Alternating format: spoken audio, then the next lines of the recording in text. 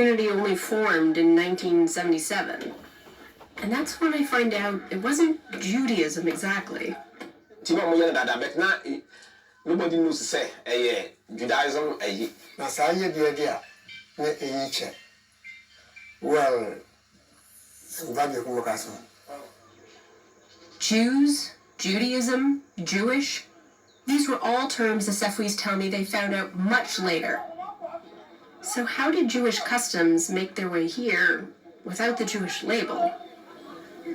I believe the Jews in Ghana are the lost tribe, the lost 10 tribes of Israel. Ebenezer isn't alone. A lot of the Sefwis believe the same thing. And to give you a little refresher on the lost tribes of Israel, here's an abridged version. It starts with 12 tribes in the ancient kingdom of Israel. In the 8th century BCE, the Assyrians attacked Israel and exiled 10 of these tribes. They were absorbed into foreign lands and peoples. The 2 that remained, they formed the kingdom of Judah and became known as Jews. The Israelites that were exiled remained lost. Now the Torah prophesizes that one day the lost tribes would be found and reunited with the rest of Israel with the coming of the Moshiach, or the Messiah. So, my question is, could the Sefwis be descendants of one of these lost tribes? I think I know someone who might have the answer. His name is Dr. Tudor Parfit. He's a renowned historian and adventurer who specializes in the study of Jewish communities in Africa, Asia, and the Americas. He even traced the Jewish heritage of the Lemba, a group of South African Jews. And where else do you find an expert in ancient Jews but in Miami, capital of the retired Jew?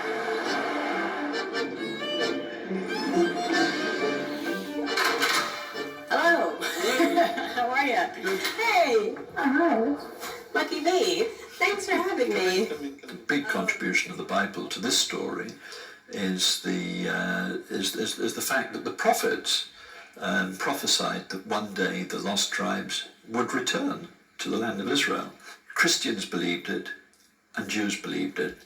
Somewhere on the shimmering horizon of the known world, the lost tribes would be found. When Christopher Columbus first arrives in the Americas, he's fully expecting to find, at the end of his arduous voyage, the lost tribes of Israel. And for this reason, he took with him an interpreter. And the languages that the interpreter knew was Hebrew and Aramaic and Arabic. Colonists, missionaries, agents of imperial powers, they looked for biblical customs, or Jewish customs. If you saw circumcision being done somewhere in the African bush, that would immediately suggest to missionaries or to colonists that there is something Jewish here. And if there is something Jewish here, how can we explain it? Well, we can only explain it because the lost tribes must have arrived here. I wonder if the lost tribes story was something introduced to the Sefwis' ancestors through colonialism that then became a way to explain their origins. But what if the Sefwis are descendants not of the lost tribes, but like a lost tribe of wandering Jews? Tudor points me in the direction of a researcher looking into the Sefwis' origins, and here's what I find out. It's possible the Sefwis were descendants of Sephardi Jews from Morocco who migrated south to flee persecution or engage in trade. Or their customs could have come from Portuguese Jews working in colonial settlements along the coast. In either case, Jews often kept their identity a secret to protect themselves from discrimination, which could explain why the Sefwis kept the Jewish customs but not the Jewish name. And would be another few hundred years before they would find out that name.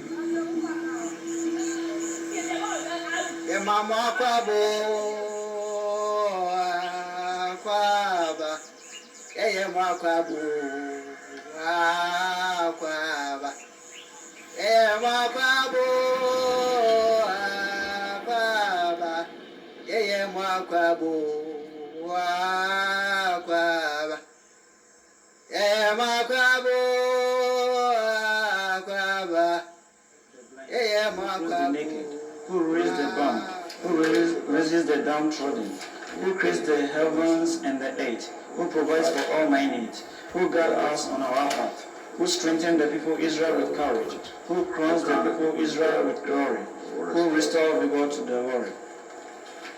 Shema Yisrael, Adonai Eloheinu, Adonai Echad.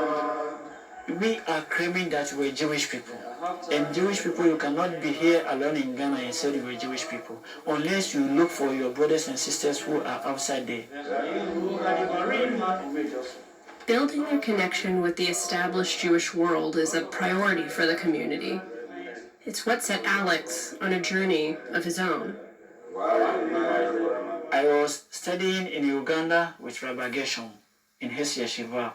It's the first African yeshiva in Africa. So I was the first person from outside Africa who was admitted in that yeshiva. Outside Uganda. The rest are from the same community. Honest condition.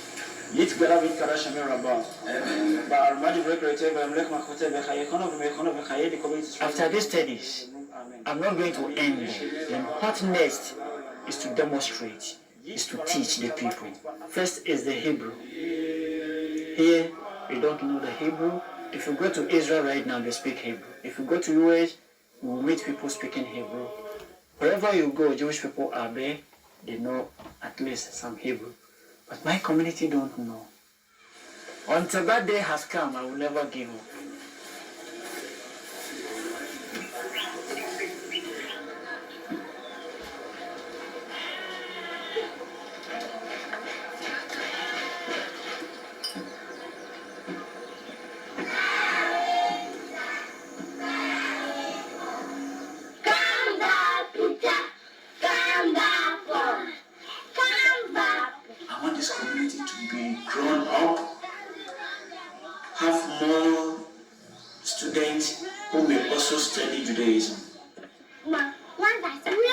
God has different names, but all are the same. So you must know that when you say En Kamo Chava Elohim Adonai, who is like you, O God? Out of the group of youth Alex teaches, I get to know this one student named Stephen. He's Alex's protege, in a sense. So I will not. I take Alex as my role model because he helps me to understand many things and helps me to do many things too. That will help me. So I want Stephen also to be like me, so that if I'm not there, he can also teach the younger ones and the community as a whole. My aspiration to become a rabbi. So being a rabbi will help me to communicate with different people, will help me to travel outside to learn things. It's not easy task, but if it's my aim, this is my ambition to become it, I know for sure that God will help me to become a rabbi. I talked to Stephen, and he tells me that he gets a little insecure being the only Jew in his school. My headmaster happens to be a Roman Catholic priest. In front of the whole public, and he asked me, "Are you sure you are a Jew?" And I said, "Yeah, I'm a Jew." And I asked him, "Why is he doubting?" He said, "Jewish people are very rich." That was what he told me. He said, "You cannot be in this remote area and tells me that you are a Jew." Yeah. It's very hard for people to believe that true indeed you are a Jew. So the man asked me, "Where's my synagogue?" I said it's here, but they don't really believe it. He said unless he sees it himself.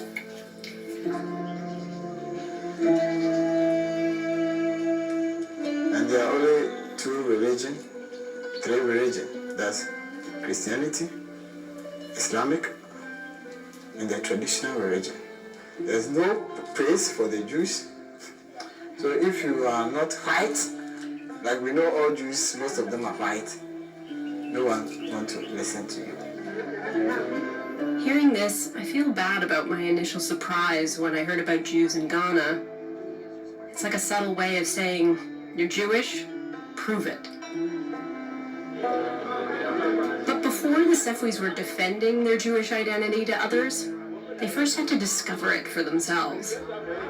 I'm told that while the Sefwis' ancestors continued practicing Jewish customs for centuries, it was only recently that they discovered these customs were Jewish. Here on the west coast of Africa is this land of 5 million people, known for centuries as the Gold Coast. But now, from March 6, 1957, Ghana. Can you live up to this? Under the leadership of President Kwame Nkrumah, the government launches monumental public works projects all over the nation. With its land rich in cocoa and gold, Sefwi becomes a prime spot for agricultural development.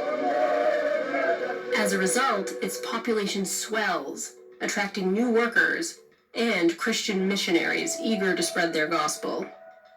Among their many converts, the Sefwi chief Nana Kojo Aduhene II. He converts to Catholicism, abandons the Sefwi customs, and then advises all the Sefwis to follow suit.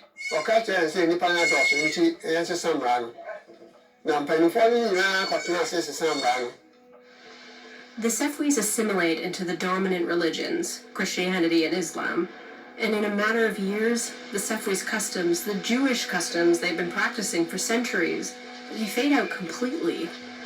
Well, that is until this guy steps on the scene. This is Aaron. He's a young Sefwi man who has a vision in 1975. And all the elders describe Aaron's vision as appearing to him in the same way. Nice, Kulunya, see.